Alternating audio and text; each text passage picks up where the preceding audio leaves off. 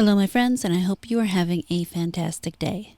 So today I managed to stumble across an article that has echoed a comment I've seen a number of times in my various Dragon Age videos, and that is how everything happening with Dragon Age does not look good for Mass Effect. This is also the first article I've seen that actually recognizes the importance that people felt for the world states that they built throughout the various Dragon Age games. They say here, players have spent time building complicated world states complete with hundreds of decisions of varying degrees of importance. With each Dragon Age so far, these decisions have largely been respected and accounted for. To this end, players have imported their world states in each subsequent game. This is ending with Dragon Age, the Veilguard. They're going to talk about how are they going to handle that going into Dragon Age, the Veilguard. Are they going to make a canonized world state, much like they say that they did for Mass Effect 3, where they canonized the Destroy ending? I don't know what that means because I still haven't played the Mass Effect games. Don't attack me. It's just more that I'm a little more into fantasy than sci-fi most of the time. They're on my list. I just haven't done it yet. But you know, at that point, are they just going to ignore all the choices that we made in Dragon Age? So if they ignore all the choices that we made in the previous 3 games, how do they do that?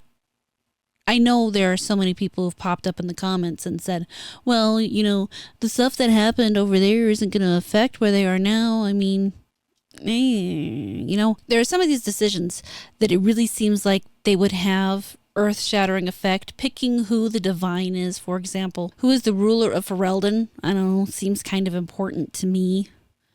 Yeah, it might not necessarily impact our characters' immediate daily lives, but if you went through a playthrough and you choose to have Alistair take the throne, why shouldn't that be mentioned in a codex or in a book? Or why shouldn't any of the choices that you find just have a passing mention anywhere? What is wrong with that? What is wrong with working in all of those choices that we've made over the years in some small way? But for all that time we spent figuring out world states, you know, I would actually go into the keep and reconfigure different little things because I'd played through the games more than once and it was a lot of fun to just go through and change things up, to go through the game again into the next game and have those little things show up. Sure, to some people it's not going to matter. And to a lot of the people I imagine coming into the Veilguard, it's not going to matter to them because they're new. They don't have those years of attachment. And that's really probably what BioWare is banking on, is the new customers that they want to bring in, which is something we see repeatedly throughout game development right now, is the fact that they are constantly looking for that new audience. Yes, I know that people like me are getting old and we're going to die. And so you need to find your new, young, hip audience.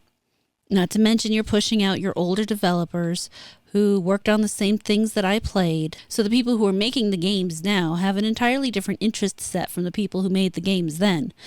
And we're all surprised when it comes out a totally different game. Of course, these games aren't going to be the same. They keep taking the people out who loved them and replacing them with people who only want to make their own name. And that's something we're seeing constantly in Hollywood too. People coming in and taking the name of something else and putting it on their thing because they lack the confidence to try to actually create their own thing. Some of these things honestly wouldn't have been terrible if they weren't attached to the expectations of what had come before. And I think they forget that. I think they forget that the people who love these things actually remember this stuff and care about it and want to see more of it. They just think about the fact that they're new to it. They've never experienced it. And then they often admit, you know, well, I never did this before I showed up here and now I'm going to make it my own. And we're like, no, what? Why would you do that? Why are you even here? Go somewhere else. They never do. No, instead they come and hollow out the bodies of the things that we loved and wear them around like skin suits. It's frustrating. And I can only imagine where the Mass Effect people are right now. Realistically, for them, this has kind of already happened to them. If anything, this article should have happened before Dragon Age ever came out. The stuff that they were doing in Mass Effect, if anything, has affected Dragon Age as opposed to it being the other way around. Andromeda knew that they were trying to kind of restart it. And of course, I mean, we know that didn't go over well at all. But I don't know how much of that was really because I do remember seeing all the stories about the janky facial animations and all the bugs. And that seemed to be the biggest thing that I heard people complain about.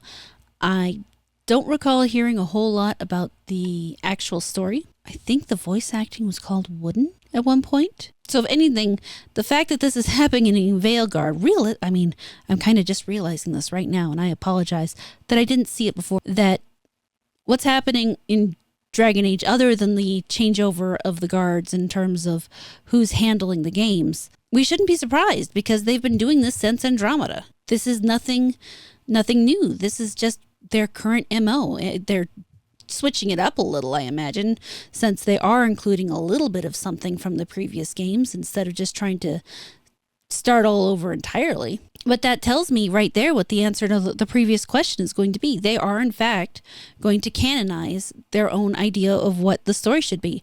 And I bet, other than the idea of whether or not you decided to save or stop Solus, and whether or not you were in a relationship with them, everything else is going to be the same thing as the type of person who would have relationshiped Solus's playthrough.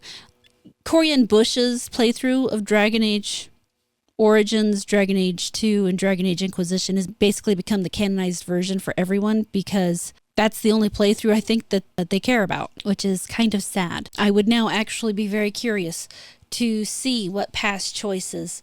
Granted, I am assuming they even played the previous 2 games before Inquisition. That might be a heavy assumption.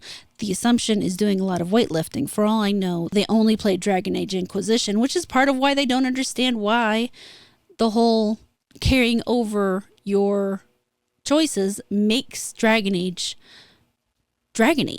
I had someone comment on a previous video about how they didn't feel that people who were fans of Dragon Age really knew what they were fans of because, between all the versions, things changed. The battle would change a little bit. The art style changed a little bit.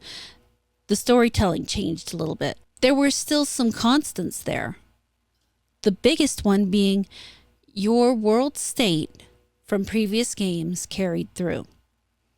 That was absolutely the biggest one. Second on that was the ability to pause and control your companions in a more tactical manner. You could plan out your decisions very carefully if that's what you chose to do. You didn't have to. You didn't even have to do that in Dragon Age Origins if you didn't really want to. To say that people don't understand what they were really a fan of kind of tells me you weren't really a fan. Well, and then to be fair, the person who made that comment said that they were a non-Dragon Age player. So of course they wouldn't really understand these things. But who are we to be surprised? It does look like they are trying to reel in people for Mass Effect, since with Andromeda they are showing teasers with previous characters in them, much like they did, of course, with Dragon Age. I would be curious how people feel if Mass Effect had the same art style as Dragon Age the Veilguard, because yes, while the art style changed considerably and was slowly working its way into this new cartoony form, this is honestly the worst art style as far as I'm concerned. I can't play anything in this art style. It's just far too cartoony for me. And I heard the title piece, which interestingly enough, they got Hans Zimmer to make, and I was not impressed. The previous Dragon Age games had much better music for their title pieces at the very least. And it's just, I don't know, guys. Initially, I thought this article had something, but now I realize, sitting here looking at it, that Mass Effect was the warning for us Dragon Age players all along. And we should have listened. With Andromeda and Anthem, it's not going to be great. It's unsurprising that we have lost all faith in BioWare, but that doesn't stop me from thinking it might still break even. Interestingly enough, Dragon Age the Veilguard is currently sitting at number 40 on Steam's 100 top sellers. I'm kind of holding to the idea that it could break even, but that could change very suddenly after.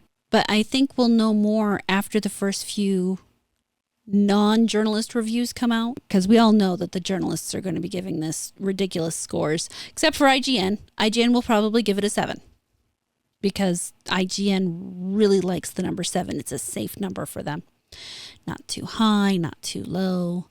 They can usually, I imagine, identify enough negatives and positives to keep something right at a 7. But we have, another 16 days before Veilguard comes out, and we'll see what happens. It'll be interesting, that's for sure. But what do you think? Are you here with me for this new revelation about how we really shouldn't have been surprised? And I apologize to those of you who have played Mass Effect and were sounding the warning and we didn't hear you, that I didn't hear you.